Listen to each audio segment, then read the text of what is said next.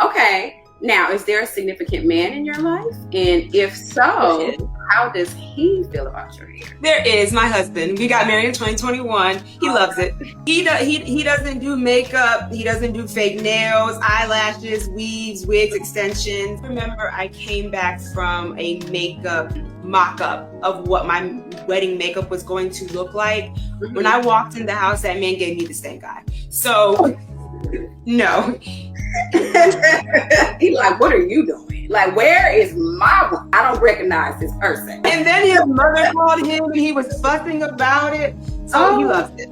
Oh, that's great. That is great. I feel like it is so affirming when, the person that you are, having a interpersonal, romantic relationship with affirms you in your natural state.